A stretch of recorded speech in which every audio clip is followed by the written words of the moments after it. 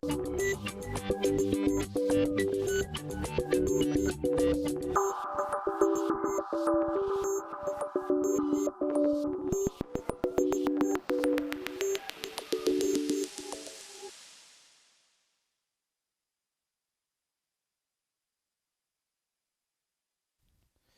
já estudamos na primeira aula os princípios informadores da Seguridade Social. A Seguridade Social é composta pela Previdência Social, pela Assistência Social e pela Saúde. Logo, todo princípio da Seguridade Social é princípio da Previdência Social. Estudamos universalidade da cobertura e do atendimento, uniformidade e equivalência dos benefícios e dos serviços aos povos urbanos e rurais, seletividade e distributividade referente a benefícios e serviços, irredutibilidade do valor dos benefícios, diversidade da base do financiamento, equidade na forma de participação no custeio, gestão quadripartite da Seguridade Social, e ainda vimos princípio da contrapartida, também chamado de prévia fonte de custeio, solidariedade e princípio do orçamento diferenciado. Ainda tratamos na parte de contribuições para a Seguridade Social do princípio da noventena. Agora nós vamos estudar os princípios informadores da Previdência Social. Existem alguns que são mera reprodução do que já vimos, outros não, outros são específicos para a Previdência Social e nesses nós temos que ter uma atenção diferenciada. O assunto é tratado pelo artigo 2º da Lei 8213. Vamos lá? A Previdência Social rege-se pelos seguintes princípios e objetivos. Inciso 1. Princípio da universalidade de participação nos planos previdenciários. Esse aqui não vimos ainda, nós vimos universalidade da cobertura e do atendimento. Aqui é a universalidade de participação nos planos previdenciários. O princípio da universalidade de participação nos planos previdenciários pronuncia que a União e o próprio INSS devem adotar políticas públicas objetivando a inclusão previdenciária. Qual é a política de governo? Quanto mais segurado na Previdência Social, melhor, porque o segurado ele paga a contribuição previdenciária. Porque se a pessoa não for segurada, não vai ser protegida pela Previdência Social. E aí depois, em acontecendo risco social, vai ter que ser amparado pela assistência social, que é de graça, não arrecada nada. Então, muitas vezes, é melhor arrecadar até uma contribuição menor e arrecadar algo do que não arrecadar nada. Então, esse é o âmago do princípio da universalidade de participação nos planos previdenciários. Objetivar sempre a inclusão previdenciária. Nós estudamos anteriormente o artigo 201 da Constituição, mas nós vimos apenas o caput e os incisos. Naquele momento eu falei para vocês que os parágrafos do artigo 201 da Constituição seriam todos eles estudados de maneira pertinente ao longo do curso. E é isso que nós vamos começar a fazer agora.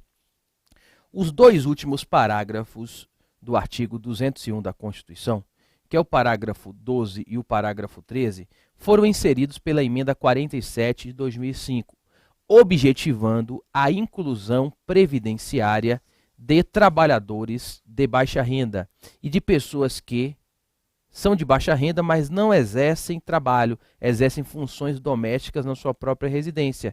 E essa foi a lógica da emenda constitucional 47. Nós temos milhões de pessoas no Brasil que trabalham nas cidades, como camelôs, por exemplo, por conta própria e não recolhem nada. Nós temos milhões de pessoas no Brasil que exercem funções domésticas de dono ou dono de casa e não recolhem nada, que poderiam recolher como segurados facultativos, figuras que nós veremos em breve. Daí é que esse parágrafo 12 e o parágrafo 13 previu o chamado Sistema Especial de Inclusão Previdenciária para trabalhadores de baixa renda e pessoas que, sem renda própria, exercem funções domésticas na própria residência. E previu, no parágrafo 13, duas linhas de ação para o Sistema Especial de Inclusão Previdenciária para trabalhadores de baixa renda e pessoas que exercem funções domésticas em sua própria casa, pertencentes a famílias de baixa renda, que é reduzir as alíquotas de contribuição previdenciária, isso já foi regulamentado, veremos em breve, e reduzir a carência para a concessão de benefícios. Essa segunda linha de ação nunca foi regulamentada até o momento. Por que eu estou trazendo isso? Porque esses dois parágrafos objetivam a inclusão previdenciária, logo são decorrência do princípio da universalidade de participação nos planos previdenciários. Dispõe o parágrafo 12 do artigo 201 da Constituição que lei disporá sobre sistema especial de inclusão previdenciária para atender a trabalhadores de baixa renda e aqueles sem renda própria que se dediquem exclusivamente ao trabalho doméstico no âmbito da sua residência, desde que pertencentes a famílias de baixa renda, garantindo-lhes acesso a benefícios de valor igual a salário mínimo. Parágrafo 13. O sistema especial de inclusão previdenciária, de que trata o parágrafo 12 deste artigo, terá alíquotas e carências inferiores às vigentes para os demais segurados do regime geral de previdência social. Ok? As alíquotas de contribuição tivemos regulamentação, veremos em breve, as carências até hoje não foram regulamentadas. O inciso 2 é reprodução do artigo 194 da Constituição, que é o princípio da uniformidade e da equivalência dos benefícios e dos serviços às populações urbanas e rurais. Reprodução do artigo 194, parágrafo único, inciso 2 da Constituição. Trata-se do princípio previdenciário que proíbe discriminação negativa na Previdência Social pelo simples fato de termos um trabalhador urbano e um trabalhador rural. O fato de um trabalhar numa atividade rural, o outro a trabalhar em atividade urbana, esse fato por si só não pode gerar uma discriminação. É por esse princípio que houve a extinção do apartheid previdenciário. Até o advento das leis 8.212 e 8.213, que constituíram o regime geral de previdência social, nós tínhamos no Brasil um apartheid previdenciário, conforme vimos inclusive na evolução histórica da previdência social na aula passada. Nós tínhamos a Previdência Social Urbana, que era regulada pela LOPS, Lei Orgânica de Previdência Social, Lei 3.807 de 1960, e era o INPS que concedia os benefícios da Previdência Urbana. E nós tínhamos a Previdência Rural, o ProRural, Lei Complementar 11 de 1971. E o Fundo Rural, que já existia, virou a autarquia federal e era o Fundo Rural que concedia os benefícios da Previdência Rural. E nesse apartheid previdenciário, os rurais se davam mal. E a grande discriminação negativa que acontecia antes da Constituição Federal foi justamente a renda de benefícios rurais. Na época, a aposentadoria não era por idade, não. Se chamava aposentadoria por velhice. Meio salário mínimo. Pensão por morte rural, 30% do salário mínimo. Tudo isso acabou porque, após a Constituição, nenhum benefício que substitua a remuneração do trabalhador, quer urbano ou rural, não pode ser menor que um salário mínimo. Ok? Agora, tomem aquele cuidado que eu já havia levantado na aula anterior, quando estudamos esse princípio na perspectiva de toda a Seguridade Social. Esse princípio impede discriminação negativa, mas a discriminação positiva, a chamada política de ação afirmativa, é válida, porque às vezes o simples fato de eu trabalhar urbano ou rural não pode ter discriminação, mas às vezes o trabalhador urbano tem uma diferença que justifica um tratamento diferenciado, o trabalhador rural tem uma diferença que justifica o tratamento diferenciado. A própria Constituição tem um grande exemplo. A aposentadoria por idade do trabalhador rural, ela acontece antes. O trabalhador rural, na hora de aposentar por idade, o homem é 60, a mulher 55 de idade. Se o urbano não, é 65 para o homem, 60 para a mulher, conforme veremos em breve, né, na parte de aposentadoria por idade. Aí você poderia dizer, é uma discriminação negativa contra o trabalhador urbano. Não, porque isso se justifica. Porque eu, que sou procurador da Previdência Social, verifico nas audiências, e vocês que vão estar na agência vão ver isso todo dia, que não aquele rural falso, o Tabajara, que está aí na fraude, com o sindicato, fraudando documento para poder dizer que é rural. Mas o rural legítimo, envelhecimento precoce médio de 15 anos. Eu olho para o homem lá, se eu tenho quantos anos? 60, parece 75. Olho logo as mãos, porque aí já é um indicativo de que fato é rural. A mulher, a senhora tem quantos anos? 55, parece 70. E isso justifica essa diferenciação na idade sem ser inconstitucional, já porque a própria Constituição aqui prevê. No inciso 3, nós já vimos também, mas prestem atenção a uma sutileza: seletividade e distributividade na prestação dos benefícios. Os mais atentos perceberam. Enquanto a Constituição, no artigo 194, prevê seletividade e distributividade na prestação dos benefícios e dos serviços, por um vacilo de redação, a Lei 8.2.13 esqueceu do serviço. Mas foi um lapso. Por quê? Porque está na Constituição. Princípio da Seguridade Social necessariamente é princípio da Previdência Social. Agora, se o examinador, isso, por exemplo, aconteceu na prova de 2012 aplicada pela FCC, se ela copiar esse inciso, está correto, mesmo que não tenha serviço, porque copiou o texto da lei. Mas foi um vacilo aqui do texto final de redação da Lei 8.2.13. Bom, em relação aos benefícios e aos serviços previdenciários, o legislador deve ser seletivo. Não há dinheiro previdenciário, isso fica claro principalmente em épocas de crise econômica, a qual infelizmente estamos vivenciando, mas as crises também abrem algumas oportunidades e temos sempre que pegar, tudo que é ruim tem um lado bom, temos que pegar sempre o lado bom das coisas e pegar os limões e fazer uma bela limonada. Eu acho que eu sou um exemplo disso, eu fui para a Previdência Social, forçado, não queria ir, um volume enorme de processo até hoje, e me apaixonei pela matéria, me especializei e comecei a dar aulas e escrever livros de previdenciário e hoje eu não saio. Eu costumo dizer que os limões eu transformei numa bela limonada e tomo até hoje e vou tomar até me aposentar. Então, como não há dinheiro público para proteger todos os segurados dependentes contra todos os riscos sociais, se lembrem, o princípio da seletividade é o princípio das escolhas. Inicialmente, cabe ao legislador prever quais são os riscos sociais que ele vai eleger como hipótese de concessão de um benefício, obrigação pecuniária, ou de um serviço, obrigação de fazer, a um segurado ou dependente da Previdência Social, porque somente tem direito à proteção previdenciária os segurados e seus dependentes. Vou dar um exemplo para vocês, só para me adiantar, porque eu não me aguento. Um segurado ficou doente por 10 dias, só 10 dias, e ele não conseguiu trabalhar. Ele vai ter direito ao auxílio-doença? Vamos ver que não. Porque o artigo 59 da Lei 8.2.13 é um exemplo claríssimo do princípio da seletividade. O artigo 59 da Lei 8.2.13 diz que o auxílio-doença é devido ao segurado incapaz para o trabalho ou atividade habitual por mais de 15 dias consecutivos. A Previdência Social não dá auxílio-doença para afastamentos muito curtos. Só quando a incapacidade laboral se dá a partir de 16 dias seguidos é que vai ter auxílio-doença.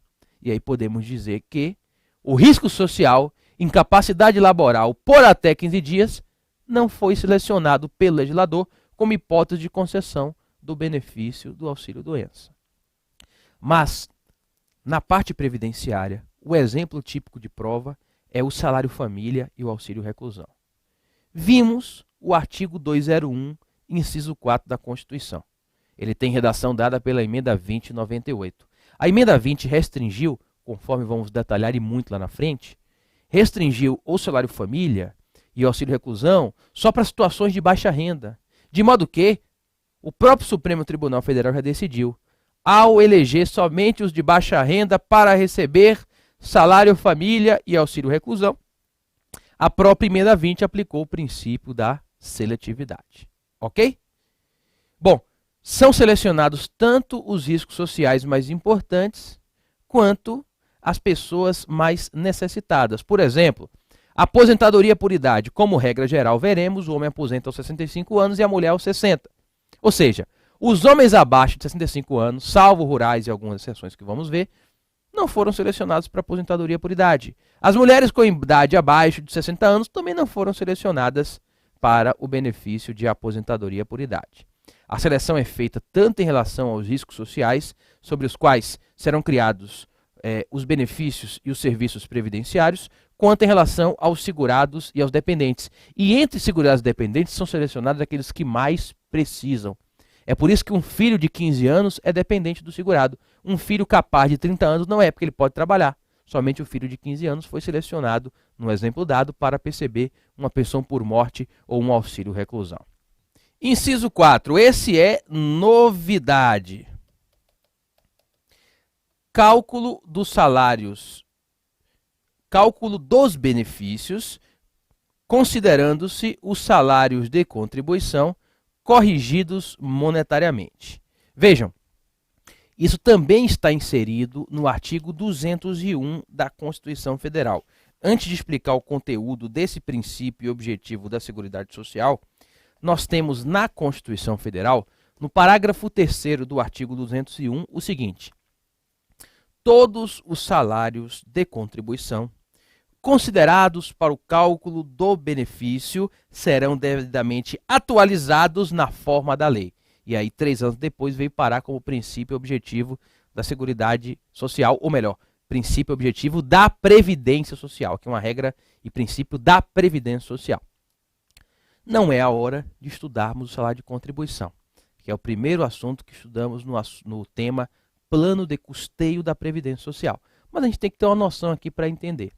Salário de contribuição é a base de cálculo da contribuição dos segurados e do empregador doméstico, que é o quanto ele ganha de parcela remuneratória no mês. Por exemplo, eu sou empregado de uma empresa e a empresa me paga por mês um salário de R$3.000. R$3.000 é o que eu recebo por mês de salário de uma empresa. A minha contribuição previdenciária enquanto empregado vai incidir sobre R$3.000, que é o meu salário de contribuição. Na hora de calcular os benefícios previdenciários, a gente vai ver na frente, quase todos os benefícios previdenciários, na hora de se calcular, por exemplo, a renda de uma aposentadoria, vai fazer média aritmética simples desses maiores salários de contribuição, equivalentes a 80% do período contributivo.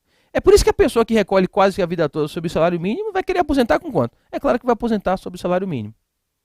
O que eu quero dizer para vocês é que esse salário de contribuição, que é a parcela remuneratória do labor dos segurados, e que ele incide a sua contribuição, é a média deles que vai ensejar o cálculo da renda mensal da maior parte dos benefícios da Previdência Social, principalmente as aposentadorias.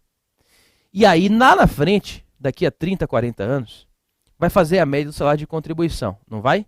Pois bem, se a gente não aplicar a correção monetária, o que iria acontecer? Vai correr pela inflação. É justamente essa a situação. Cálculo dos benefícios considerando-se os salários de contribuição corrigidos monetariamente. Os salários de contribuição considerados para o cálculo da renda mensal dos benefícios previdenciários por determinação do parágrafo 3º do artigo 201 da Constituição, obrigatoriamente tem que ter correção monetária. Correção monetária por qual índice? O índice legal da Previdência Social, que é a variação do INPC, conforme pronuncia o artigo 41-A da Lei 8213. Aí uma vez um aluno mandou: professor, isso é óbvio, né? É óbvio da Constituição para cá. Pasmem, antes da Constituição, Sarney, que ainda está vivo, é bem antigo, eu falo assim porque ele é muito antigo. Em 86, 87, eu era criancinha e Sarney estava lá presidindo o Brasil. Teve mês, eu lembro que os mercados, eles às vezes mudavam os preços, aquela máquina pá de preço, eu com 7, 8 anos de idade, de manhã e de noite, meus pais recebiam um salário do Banco do Brasil e a gente corria para o mercado igual louco para poder comprar. Deus me livre, isso não volte para o Brasil. 80% ao mês chegou a inflação. E antes da Constituição, a lei antiga não previa correção monetária nos 12 últimos salários de contribuição. Era um absurdo. As aposentadorias anteriores à Constituição saíam totalmente defasadas. E é por isso que, em que pese isso ser óbvio, mas é óbvio da Constituição para cá. Todos os salários de contribuição utilizados para calcular a renda mensal dos benefícios previdenciários tem que ter correção monetária pelo índice legal, que é o INPC. E aí a gente resolveu o problema, pelo menos da Constituição de 88 para cá. Ok? Fiquem tranquilos que em relação ao salário de contribuição, é um assunto que a gente vai ficar aqui detalhando em 2 ou 3 blocos, é um assunto importantíssimo do plano de custeio. No inciso 5, nós temos o princípio da irredutibilidade do valor dos benefícios de forma a preservar-lhes o poder aquisitivo. Já vimos que para a Seguridade Social, nós temos o princípio da irredutibilidade do valor dos benefícios. Aqui eu vou parar mais porque eu percebo que esse é o princípio que os alunos mais se embolam. E muitas vezes a culpa é do professor, que acha que é mais fácil, mas o professor tem que substituir a cabeça do aluno para ter o feeling de saber o que é mais fácil ou mais difícil. O princípio da irredutibilidade do valor dos benefícios é um princípio que se aplica a toda a Seguridade Social, benefícios previdenciários, assistenciais e de saúde. Na saúde, embora raro, existem benefícios. Eu trago até na sinopse um exemplo, que é o benefício do o auxílio psicossocial pago a deficientes mentais que vão se tratar em casa pela saúde pública brasileira.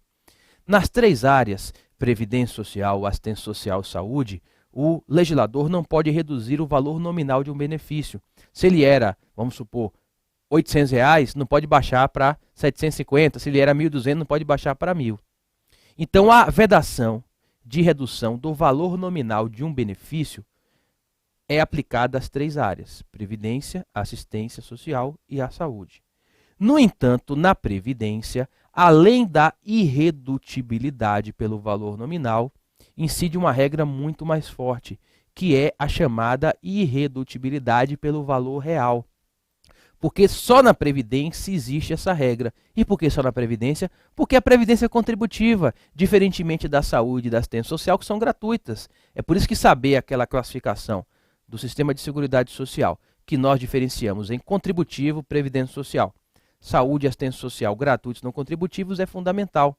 Como na Previdência tem contribuição, além de o INSS não poder reduzir o valor nominal dos benefícios previdenciários já concedidos, ele tem que dar reajustes periódicos. Qual o reajuste periódico vai ser? A Constituição faz emissão à lei. É o parágrafo 4º do artigo 201 da Constituição. Vejam que essa regra está no artigo 201 da Constituição. É uma regra só da Previdência Social e pelo fato de a Previdência Social ser contributiva. De acordo com o parágrafo 4º do artigo 201 da Constituição, que é da Previdência Social, é assegurado o reajustamento dos benefícios, que são os benefícios previdenciários, porque faz parte do artigo 201, para preservar-lhes, em caráter permanente, o valor real conforme critérios definidos em lei. Ou seja, o legislador constitucional blindou o benefício previdenciário do regime geral de previdência social da inflação. Diz que a lei vai ter que dar um reajuste periódico para cobrir a inflação. Qual é o critério da lei? Artigo 41-A da Lei 8213 de 91, que é a variação pelo Índice Nacional de Preço ao Consumidor, que fechou aí 2015 com mais de 10%. Agora, em 2016, os benefícios da Previdência Social vão ter mais de 10% de reajuste. Está melhor do que o servidor federal, que o governo federal quer dar 5,5%. Aí, a partir de agosto de 2016. Então, no benefício previdenciário do regime geral, há uma garantia de preservação do poder aquisitivo. É a irredutibilidade pelo valor real, com regulamentação no 41-A da Lei 8213, que prevê a variação do INPC como índice legal anual de reajustamento dos benefícios previdenciários. E essa sistemática é aceita plenamente pela jurisprudência do Supremo Tribunal Federal. É por isso que em prova eu falo, recebo muita dúvida: professor, essa questão foi errada. Eu falei, gente, porque essa questão falou benefício e disse que era irredutibilidade pelo valor real. A questão foi falsa porque falou benefício. Somente o benefício previdenciário tem a garantia de redutibilidade pelo valor real. Quando a questão bota os benefícios da Seguridade Social ou bota só os benefícios e não se refere à Previdência Social, é assegurada a irredutibilidade pelo valor real. A questão está errada, porque o benefício da assistência social e da saúde pública é apenas redutibilidade pelo valor nominal, ao passo que o previdenciário é valor nominal e também o valor real. Ele é duplamente protegido, ok? Bom, seguindo aqui na tela, valor da renda mensal dos benefícios substitutos do salário de contribuição ou do rendimento do trabalho do segurado não inferior ao salário mínimo. Talvez tenha sido a maior inclusão previdenciária do texto originário da Constituição Federal. Já no texto originário da Constituição nós tínhamos essa garantia. Hoje, depois da reforma da emenda 20, ela veio parar dentro de um dos parágrafos do artigo 201 da Constituição Federal de 1988. É o parágrafo 2º do artigo 201, que diz o seguinte: nenhum benefício que substitua o salário de contribuição ou rendimento do trabalho do segurado terá valor inferior ao salário mínimo. Se vier na questão, nenhum benefício previdenciário do regime geral pode ser menor que o salário mínimo. É claro que a questão está errada. A Constituição fala e a lei fala. São os benefícios que substituem o salário de contribuição ou remuneração do segurado. São esses que não podem ter renda menor do que o salário mínimo.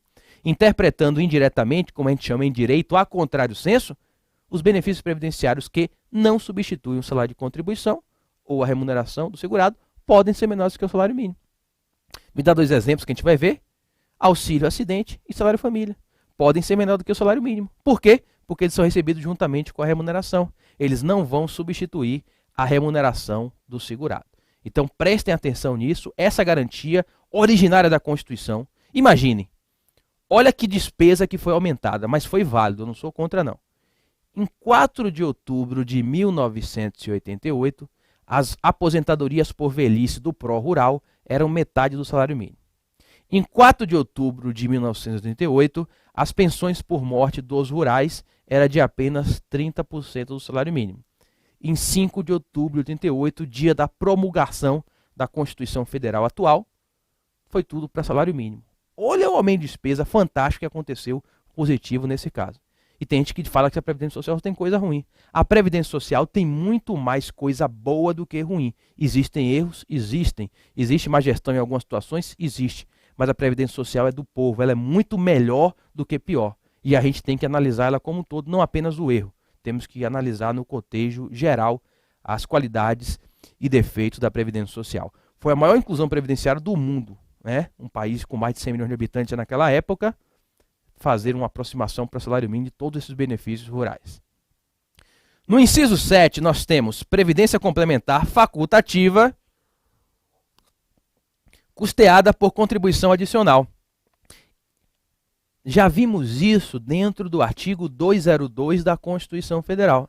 Já vimos que toda previdência complementar no Brasil, a contratação é sempre facultativa, é uma relação contratual para manter o status social, para trazer um outro benefício previdenciário, além do benefício pago pelo regime básico de previdência.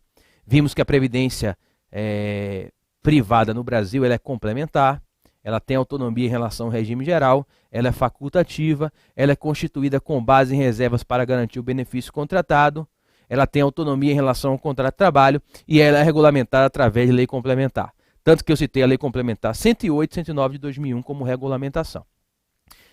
Previdência complementar na prova de vocês, no nosso programa, no máximo o artigo 202. Inclusive na prova de técnico 2012, FCC, que o programa é o mesmo do atual, caiu uma questão misturada, 201 e 202. A parte específica não cai. Tanto que, na nossa sinopse de previdenciário, nós excluímos do programa o capítulo 11 e o capítulo 12, que são os capítulos de regime próprio e previdência complementar. A propósito, lá na página da sinopse, eu publiquei um material complementar com ponto a ponto do edital do INSS e os tópicos da sinopse. Então, se você abrir no site da editora Juspódio, clicar lá no link da amarelinha, como passou a ser conhecida, você clica em material complementar, vai abrir um PDF com todo o edital para técnico do INSS e os capítulos e tópicos e itens respectivos da sinopse, cobrindo 100% do programa do INSS. Para fechar o artigo, inciso 8. Caráter democrático e descentralizado da gestão administrativa, com a participação do governo da comunidade, em especial de trabalhadores em atividade, empregadores e aposentados. Vejam que não tem pensionista também. Só aparece pensionista na composição do CNPS. Se vier uma questão com base no artigo 194, parágrafo único da Constituição, ou no artigo 2º da Lei 8213, como é que eu vou saber? Vai copiar o texto. E tiver pensionista, marque falso. Mas se vier uma questão com base na composição do CNPS, artigo 3º da Lei de Benefícios, se tiver pensionista, você vai marcar verdadeiro, ok? Fechamos a parte de principiologia e vejam que interessante. De acordo com o artigo 9º da Lei 8213, a Previdência Social vai compreender o regime geral de Previdência Social e o regime facultativo complementar de Previdência Social. Isso aqui copiado e colado na prova, marque certo. Só que o regulamento da Previdência Social, ele ainda prevê que o regime próprio de Previdência Social faz parte da Previdência Social.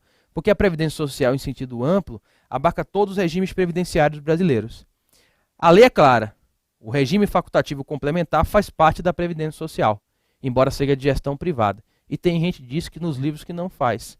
O próprio artigo 202 da Constituição, que é da Previdência Privada, tanto o artigo 201 quanto o artigo 202 da Constituição fazem parte da seção 3, lá em cima, da Previdência Social. Isso prova que a previdência privada também é previdência social, porque há um interesse social nessa proteção previdenciária, embora a gestão previdenciária seja gerenciada por pessoas jurídicas de direito privado. Fechamos a parte da principiologia específica para a previdência social. No próximo bloco já vamos iniciar um assunto importantíssimo, que são os segurados obrigatórios e facultativos do regime geral de previdência social.